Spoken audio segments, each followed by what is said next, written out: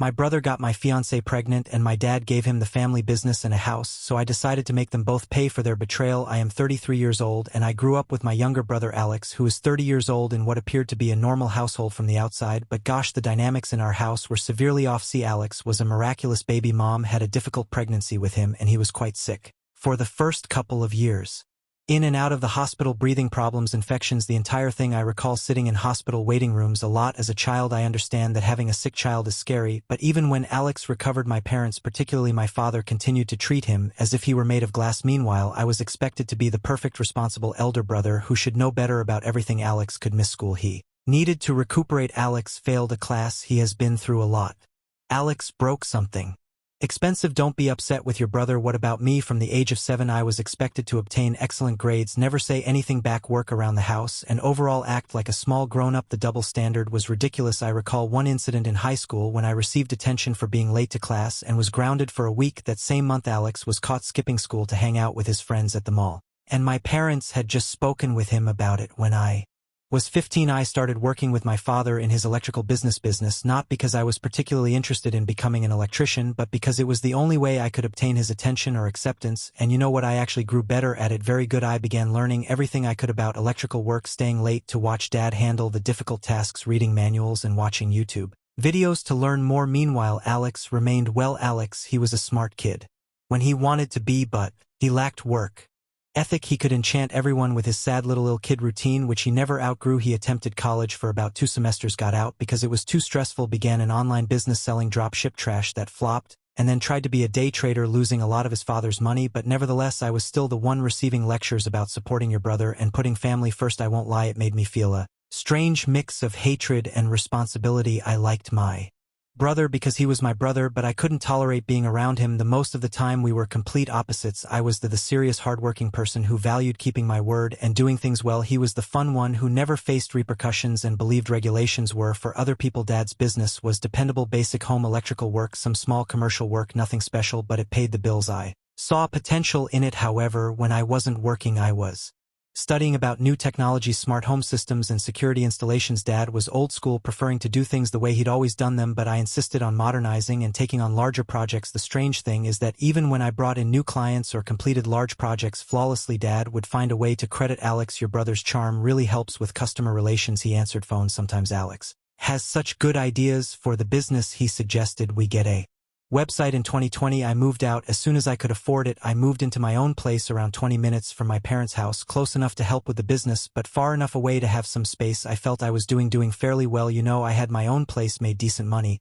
and was learning new skills. I was even considering getting my master electrician license and even having my own business someday. Sophia, 29-year-old female, and I met around 6 years ago while working on a large rewiring job at these upscale flats downtown. She was the property manager there. The first time I saw her, she was arguing with some HVAC technicians about their substandard work, getting into the technical specifics of why their installation was not up to code. I recall thinking, damn, she actually knows her stuff. Most property managers I dealt with wanted things done cheaply and quickly, but Sophie was different. She had read through all of the electrical codes and knew exactly what she wanted done for the first few weeks on the job. She kept coming around to inspect our work, not in an irritating way, but because she truly wanted to know what we were doing and why. I began taking lunch breaks when I realized she'd be making her rounds. We discussed the project first, then about other topics. She told me about growing up with her father, a general constructor, and how she learned everything about construction by helping him on assignments. I informed her about my desire to update my father's business and potentially grow into more commercial work. She was simple to chat to, right? I could rave about my family turmoil, and she understood. Her brother was also the beloved kid, a hotshot lawyer who could do no wrong. We joked about forming a support group for responsible siblings after we finished the apartment job. I assumed that was it, but about a week later she called the office to report an urgent electrical problem in her own apartment. Dad asked me to check it out. It turned out there was nothing wrong, she just wanted to see me again. I have to say that was a really nice maneuver. We began dating after that. Sophie was different from the other girls I dated. She did not play games or expect me to read her mind. If something bothered her, she would simply express it. If she was happy, you would know. She also showed genuine interest in my job. She'd help me study for my life lure examinations and eventually started assisting with the business side of things. Within a year, she was effectively running our business, having implemented a new scheduling system, upgraded our invoicing and prepared actual contracts in place of the handwritten quotes we used to use. Dad was initially unhappy about it. He preferred doing everything on paper, but he had to acknowledge the firm was functioning more smoothly. I finally felt like I was creating something real. We moved in together after 2 years and started talking about marriage and even having children someday. Sophie would joke about our future children becoming electricians and carrying on the family businessman. I thought I had everything sorted out. The weird part is that my family liked her at first. Mom was continually calling us over for supper, asking Sophie for assistance with computer issues or soliciting her advice on house renovations. Even Dad warmed up to her once he realized how much she was contributing to the company's growth. We were gaining larger contracts, doing more commercial work, and establishing a solid reputation in the area. Sophie got along well with Alex too. When I became irritated with his latest unsuccessful attempt, she would defend him, telling me that I should try to understand his point of view better, how growing up unwell might have influenced him. Looking back, I should have recognized that as a red flag, but you know how it is when you really trust someone, you do not want to see the signs. We became engaged after 4 years together. Nothing spectacular. I proposed at home after we finished the massive project we had been working on together. She'd been helping me plan this large electrical renovation for a nearby hospital, staying up late with me to go over blueprints and deal with contractors. It just felt right, you know, as if we were true partners in everything. Around a year ago, things began to change. Alex had spent another chunk of Dad's money trying to launch a cryptocurrency trading business, returned home bankrupt, and Dad offered him a job in our office, just the basics: answering phones, filing papers, and organizing appointments. It should have been simple enough, but Alex always managed to screw it up. Sophie began spending more time at my parents' place assisting Mom with wedding preparations and such. She stated it was easier to focus on company documents there while Alex was learning the procedures. I was working most days, so it made sense at the time. Following that, everything began to spiral out of control. I began to notice subtle changes about 8 months before everything blew up. Nothing big at first, just minor details that didn't line up. Sophie was spending more time at my parents' house helping with business matters. She explained that she was educating Alex on our new billing system and assisting Mom with wedding plans. Makes sense, right? I was out on jobs most days, working my tail off to save money for our future.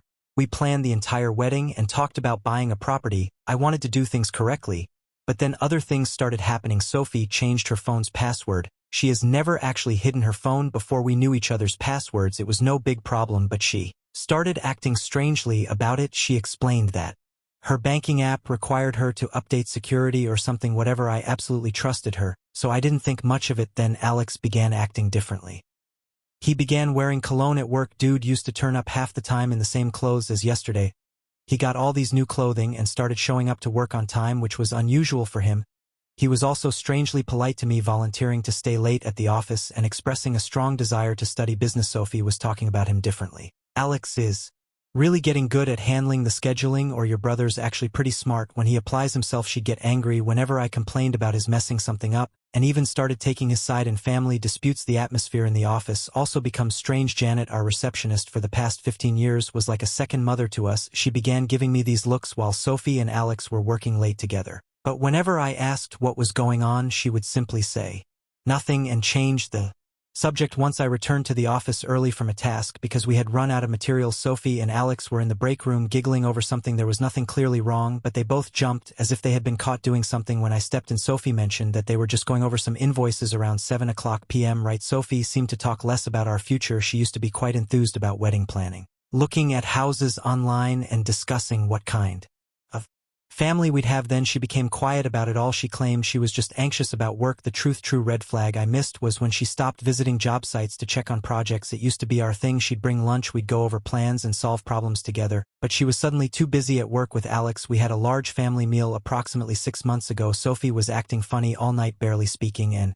constantly checking her phone. Alex kept attempting to make inside jokes with her. Sophie snorted with laughter when he mentioned that insane person at work, but when I questioned what was hilarious, they both said you had to be there after dinner on the way home. I finally brought it up. Sophie remained glancing at her phone. You okay? You seemed off tonight. Just tired. Work's been crazy. Yeah, it seems like you and Alex are getting along better these days. She tightened up, but tried to keep it casual. He's not as bad as you always say. He's actually pretty funny when you get to know him, funny enough to make you ignore everyone else at dinner. What's that supposed to mean? Nothing, just that you've been different lately, distant, always on your phone. She became defensive quickly. Oh, so I'm not allowed to have my own conversations now? Everything has to be about you? That threw me off guard. Sophie never spoke to me like that before. That's not what I said. Just feels like something's changed. Maybe you're just paranoid. I'm tired of You always complaining about Alex, he's trying his best. I recall getting a horrible feeling in my stomach like if something was seriously wrong, but I couldn't put my finger on it. She had never defended Alex like that before. Since when are you team Alex? Since I actually got to know him instead of just listening to you bashing him all the time. We drove the rest of the way silently. Man, all the symptoms were there, the protective attitude, the phone, the inside jokes, the way she suddenly thought Alex was fantastic. But you never want to believe someone you absolutely trust could do that to you, especially not your own brother. I recall lying there that night watching her try to sleep and thinking, nah, I'm just being paranoid. The next several months were just more of the same. Sophie working late, Alex becoming interested in the business, and me being a complete idiot working 12-hour days to save for our future while my brother was stealing my girl right under my nose. Then came the day when everything burst. It was Tuesday. I recall because I was working on a large commercial project that involved rewiring a warehouse. Sophie called about 2 p.m. crying so hard I couldn't hear her. She claimed she needed to speak with me in person and that it was urgent. My immediate impression was that something had happened to her parents. I told my colleagues that I had a family emergency and drove straight home. I discovered her sitting in her car in our driveway. She refused to come inside, instead sitting there gripping the steering wheel as if it was the only thing holding her together. I sat in the passenger seat waiting for her to say anything. I'm pregnant, she explained. For a few seconds all I felt was happiness. We discussed starting a family after the wedding, and suddenly it was happening. I started talking about how we'd work things out, and how we could move the wedding up if necessary. She kept crying. There's more, she said, choking. It might not be yours. Everything within me became still. My brain initially refused to accept it, as if I needed to repeat it to ensure that I had heard her correctly. Might not be mine. My voice sounded strange, as if it weren't even mine. Who else would it be? I paused. It all connected at once. The late nights, the sudden secrecy with her phone, and the strange discomfort whenever I mentioned it. No, I gazed at her, waiting for her to deny it and tell me I was wrong. She did not. It's not him, she sighed. My hands tightened into fists. Sophie, my voice was strong and demanding. Tell me it's not Alex.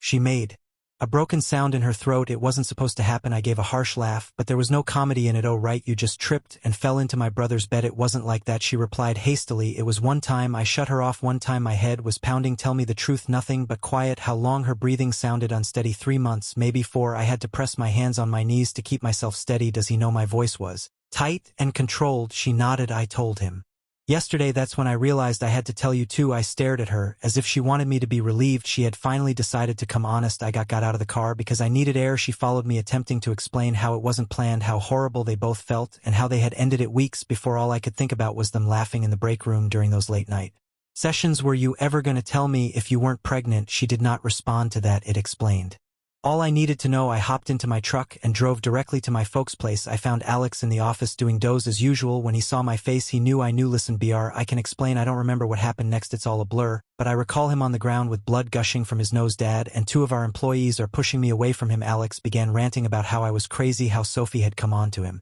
first, and how they were in love. My own brother, the guy who'd seen me plan my future with this lady and sat there at Sunday dinners knowing exactly what he was doing. Dad got between us, tried to calm everyone down, and told us we had to address this like adults. That's when Alex released the next bombshell. She's having my baby. You can't just ignore that. Dad's face turned white. I guess he wasn't aware of that portion yet. Mom began crying. Janet grabbed her purse and walked away. I found out later that she quit that day, saying she couldn't work for people like them. I glanced at my father and said, he's your problem now. I'm done. Dad attempted to stop me, saying, son, wait, we can figure this out. Family is family. I told him Alex ceased being my family the moment he touched my fiancée. I walked out and haven't returned since. Sophie was still at our house. When I arrived home, she was sitting on the couch crying after packing her bags. I never meant to hurt you, she explained. It just got complicated. I informed her she had 24 hours to grab her belongings and leave. I didn't care where she went. Block my number, lose my address. What about the baby? She inquired. Better hope it's Alex's, because if it's mine, we're doing a DNA test and going through lawyers. She tried to speak more, but I walked away. I drove to my friend Mike's apartment and stayed for a few days while she moved out. So after everything happened, I remained at my friend Mike's house for approximate a week. I turned off my phone. I simply needed to comprehend everything. Mike is a real one. Didn't try to offer counsel or anything, simply let me crash. When I eventually put my phone back on, I had about 50 missed calls, the majority of which were from my parents, some from Sophie, and a couple from Alex. This dude has some nerve, but I only listened to Mom's messages. She was crying, and the majority of them pleading with me to come talk to Dad, who claimed to have a solution. I should have known Dad's answer would be manipulative nonsense, but I went anyway, primarily because Mom sounded so distraught. Walking into that house was strange. I found everyone in the living room. Mom looked like she hadn't slept for days. Dad sat in his normal recliner looking serious. As if he were preparing to give one of his lectures. Alex was also there with a lovely bruised nose. I'm not gonna lie, that felt amazing to see. Dad cleared his throat and smacked me with a diamond. Son, I've been thinking about how to resolve the situation in a way that benefits everyone, since you're clearly not willing to work things out with Sophie, and given her condition, I think it makes sense for her and Alex to get married. I actually laughed. I literally laughed in his face, but he wasn't finished. Furthermore, since they'll be starting a family, I think it's appropriate for Alex to take over the business with Sophie's experience running the office and Alex learning the trade. Alex learning the trade. I interrupted him. He can't even wire an accounts outlet without supervision. Dad had the same look he typically does when someone disturbs him. Language, and your brother has shown real interest in learning. In fact, I want you to train him. Guys, I've lost it. I started laughing again, but it was the kind of insane chuckle you get when something is so twisted up that you can't process it. Let me get this straight. I remarked, you want me to train the brother who screwed my fiancée to take over the business I helped build while they're married and raising a kid that might be mine? Are you actually insane? Mom began crying again. Alex simply sat there staring at the floor like a coward. Dad took out his final card. This business is still in my name. If you won't help your brother, maybe you should find somewhere else to work. That's when I realized all those years of hard effort had been for nothing. All of my hard work, the business I brought in, and the reputation I earned were insignificant in comparison to precious Alex's latest blunder. I just got up and headed to the door. Mom tried to stop me, but I just said, I'm done. Good luck with your new golden team. Alex eventually spoke up. Bro, wait. I turned around and simply stated, call me bro again, and I'll break more than your andab. No. Dad raged at me about loyalty and second chances. I did not even look back. The next day I began calling all of our big clients, including those with whom I had personal relationships. I informed them that I was departing and offered some other reputable contractors they could work with. Dad called yelling about how I was attempting to damage the business. I told him I was only informing my clients that I would no longer be handling their jobs. It's not my responsibility if they don't want to work with his new ideal team. Alex and Sophie genuinely agreed to the entire thing. They married at the courthouse 2 weeks later,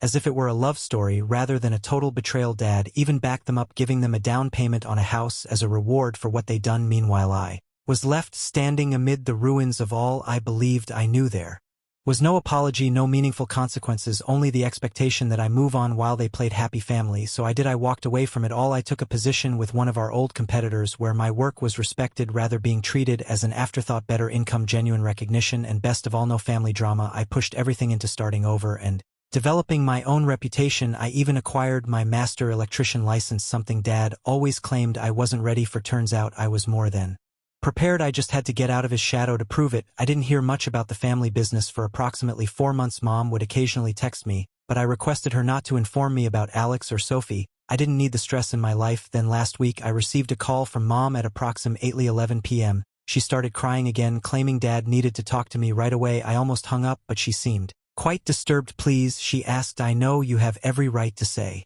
no, but we're about to lose everything. I was truly curious and remained on the line. Dad came on and his voice was different, not the typical I know everything tone. He sounded broken. It turns out that allowing Alex to run the business was exactly the nightmare I predicted. This genius screwed up 3 large commercial jobs so hoary that one customer has threatened to sue us for code violations. I'm talking about fundamental things like incorrect gauge, wiring, missing ground wires, and junction boxes put without covers, mistakes that may practically burn a building down. And things get better. Instead of recruiting qualified electricians, he appointed his drinking buddy from college's chief electrician.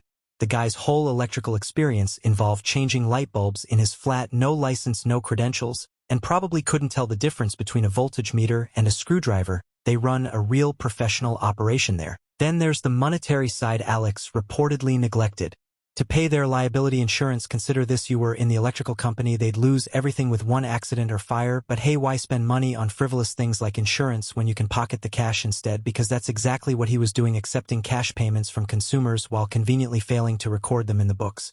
And the financial genius had been taking out loans against the firm without informing, had multiple loans. We're talking significant money here, and the best part, nobody can figure out where all that money went. Nothing in his bank account, nothing in his investments. It all vanished like magic. I'm betting his new automobile and the luxury clothes he's been wearing could be a hint. It's almost impressive how thoroughly he ruined everything in just a few months. Dad spent 30 years building this firm and Alex virtually destroyed it in less than half a year. That's what happens when you give over a profitable business to someone whose greatest accomplishment was becoming the beer pong team captain in college. Dad finally found out when their insurance was canceled, and he began looking into the books. Alex had been concealing all of the difficulties by tampering with the papers as Sophie had taught him. During all of those late hours at work, most of their seasoned members quit. I can't blame them. Alex treated them poorly, and checks began to bounce. Janet, our previous receptionist, evidently tried to notify Dad about strange activity in the accounts months ago, but he refused to listen. Dad's voice was shaking as he told me all of this, and then he slapped me. Withan, I need you to come back, help me fix this. We can make you majority owner, give you full control. I told him that I needed to think about it. He started to become desperate. Please, we're going to lose everything, the business, the house, everything I built. Your mother, she's not handling this well. Then he played his last card. Alex and Sophie split up. She left last week, just disappeared, left a note saying not to contact her. The baby, we don't even know where she is. Alex wasn't daddy material after all. My response was not my circus, not my monkeys anymore. Dad began with his typical guilt trip about family and devotion. I cut him off. Remember when I begged you not to give the business to Alex, when I told you he'd run it into the ground? What was it you said? Oh yeah, family is family. Well, this is your family's mess now. Mom called back weeping about how they might be homeless soon. That hit hard. Mom did not deserve any of this. She's the only one who's ever attempted to keep the family together, the only one who hasn't taken sides, even when she probably should have. I told her she may come and stay with me at any moment. It's just her, not Dad, not Alex. I can't leave your father, she explained. I exhaled. Then that's your choice, Mom, but my door is only open for you. It sucked knowing she would never go through it. A few days later, Sophie texted me, I know I'm the last person you want to hear from, but I need help. The baby's yours. I got the test results. Alex took all my money and disappeared. Please, I don't have anywhere else to go. I read it, stared at it, and set my phone down. Did not respond. Not gonna, but damn if it didn't sit there like a stone in my gut, like a punch I knew was coming but couldn't handle. It should have meant something. It should have been life-changing, but all I felt was tiredness, like if I had finally climbed out of this mess just to have it reach back and try to drag me under again. And for the first time, I didn't know what to do. Dad showed up at my place last night while I was still trying to figure out what was going on. There was no notice, simply standing there. When I arrived home from work looking grungy, wearing an old jacket I recall from my childhood, hadn't shaven in what seemed like weeks. First thing I noticed was that he was driving Mom's old Civic rather than his truck. Later, they discovered that they needed to sell his truck to pay off some of the business's debts. Can we talk? He requested, not demanding as usual. He truly sounded exhausted. I invited him in because I really wanted him to see how I was doing without his assistance. My new house is quite nice. I received it following my last promotion. Nothing spectacular, but it's mine. I earned it myself. He stood in my living room looking bewildered, as if he didn't know how to communicate with me other than by delivering commands. Finally, he sat down and began pouring everything. The business is essentially dead. There being sued by 2 business clients over Alex's rubbish work. After that, the majority of their home customers abandoned them, complaining about jobs that were left unfinished. The bank is coming for the house next month. I should have listened to you, he explained. This is the first time I've ever heard him confess to being incorrect about anything. I told him that was good to hear, but it was late then. He took out this folder. Inside there was papers to transfer 100% ownership of the company to me with no strings attached. You can save it, he replied. You always knew what you were doing. I was just too proud to see it. Do you know what is crazy? 6 months ago, this would have been everything I wanted. All that validation, finally having power, and Dad admitting I was correct. But while glancing at those papers, I wondered what happened to Alex. Dad's face simply crumpled. Alex cleared out their savings account last week and disappeared. Left this note about needing to find himself or some BS. Classic Alex causes a mess and then flees from the consequences. He's still your brother, Dad explained calmly. Number, you replied. He stopped being my brother the day he decided family loyalty meant nothing to him. Sound familiar? That struck him hard. Good, he began telling. We built everything I built you gave to Alex. Remember, you chose him even after he slept with my fiancée. Now you get to live with that choice. He tried guilt tripping me again about Mom's anguish over the family falling apart. I told him the same thing as before. She's welcome here anytime, just her. She won't leave me. He said then that's her choice, and living with the consequences of your actions, that's yours. He sat for a long time before asking quietly, where did I go wrong? I wanted to lay it all out. All the years of favoritism, the continual justifications for Alex, how he discarded someone who genuinely cared about the business for someone who regarded it as a piggy bank to rob. So what's the point? You didn't go wrong, Dad. You got exactly what you always wanted, Alex being in charge. How's that working out? He left shortly thereafter. He looked around 20 years older walking out. Then when he walked in, I received a text from Mom this morning. They'll be moving in with her sister in Ohio next month. Dad is going to try to find job there. She asked me once more if I would contemplate assisting them in their stay here. I informed her that my offer stood. She is welcome to stay with me at any moment, but I am tired of burning myself on fire to keep others warm. Sophie still sends texts concerning the baby. I advised her to call my lawyer. I haven't heard from Alex. Do not expect to. You know what's weird? I imagine that witnessing them lose everything would be satisfying, as if karma was punishing them for what they had done to me, but honestly, I don't feel anything, nor pleased nor sad. Just finished. I began dating someone new last month, taking it slowly. She asked about my family and I simply stated that we are not close. Maybe someday I'll tell her the whole tale, but for now I'm focused on creating my own life. There is no drama, no poisonous familial BS, and no attempting to gain favor that never comes. I informed Sophie that everything would now be handled by lawyers. Will I be present for my child? Yeah, I am not my brother. I do not abandon my responsibilities, but Sophie destroyed that bridge. Will work out custody and support through the courts. She made her choices, and now she must live with the consequences just like everyone else in this mess. For the time being, I'm simply trying to keep my head straight, focusing on work, my new relationship, and creating something unique to me. Some nights I lie awake thinking about how messed up it is that my children will be born into all of this drama. But you can't undo other people's mistakes. You can only strive to. Thanks for listening. We need your support. Like and subscribe our channel.